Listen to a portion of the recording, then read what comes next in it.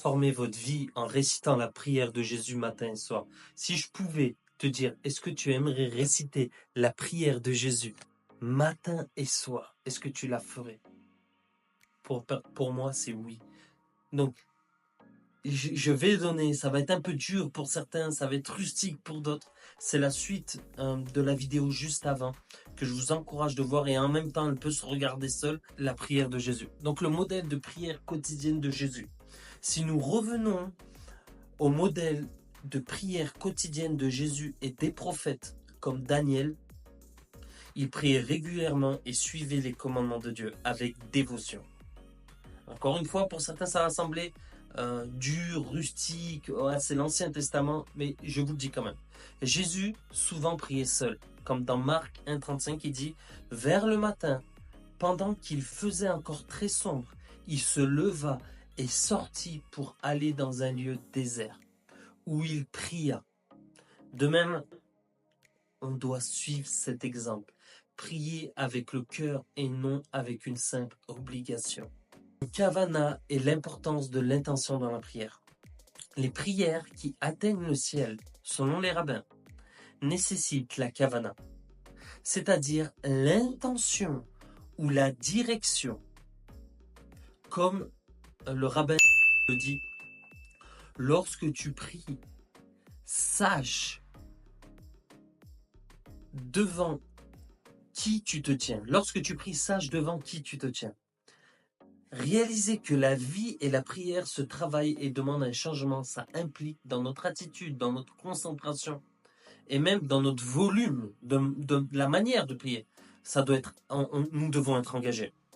Plus il y a de volume dans notre voix, mieux c'est.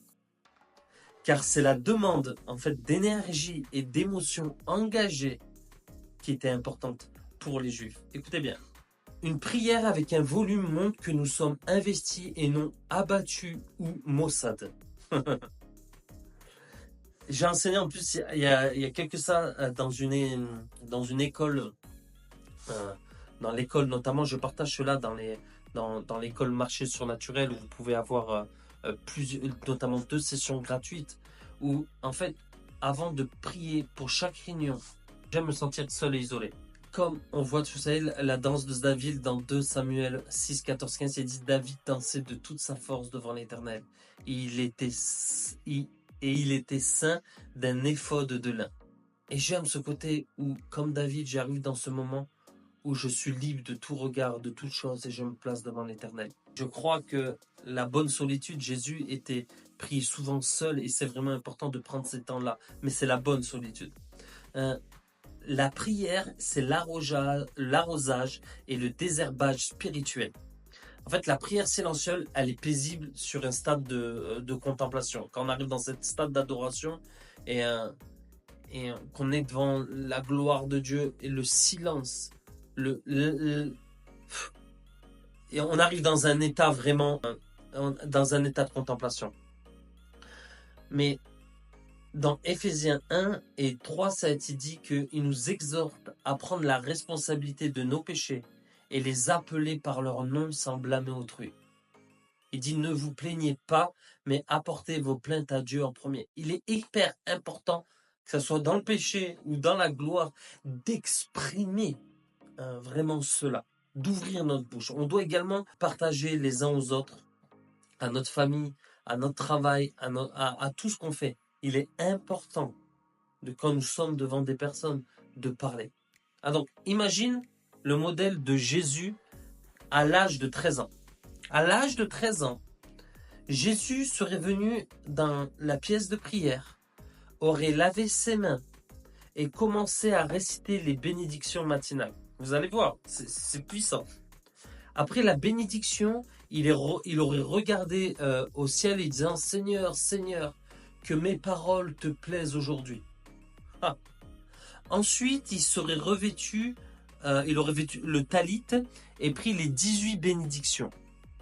Et enfin, il aurait mis les téphilines pour la première fois, suivant les commandements de Dieu. Comme dans Deutéronome 6 à 8, il dit « Tu liras comme un signe sur tes mains, ils seront comme des frontaux entre tes yeux. Après cela, il aurait récité d'autres bénédictions et aurait prié intensément, cultivant la kavana. L'intention pure de cœur, il aurait fini par réciter le schéma Israël et lire les Écritures. Consacrer ainsi son cœur et son esprit à Dieu chaque matin. Et en fait, quand j'ai compris cela, j'ai réalisé que la prière, et notamment les Juifs priaient publiquement à voix haute. Prier à voix haute, en fait, bouscule et transforme notre vie de prière. Est-ce que vous avez déjà essayé? Pourquoi nous nous sentons mal quand nous commençons à prier à voix haute? Et le défi, c'est de trouver un endroit où vous allez pouvoir le faire. Trouver un endroit où vous allez pouvoir parler à voix haute, pas « Oh Seigneur ». Vous savez, des fois, je suis dans des réunions, je suis réfractaire vraiment à ça, aux prières. « Oh Seigneur, merci Seigneur ». Hey, il doit y avoir du feu, du dynamisme, la parole. Vous comprenez? Si on n'a même pas foi, on n'a pas cette énergie à proclamer cette parole, comment nous croyons que les choses vont arriver? Et j'aime, en fait, la manière dont Jésus priait à voix haute.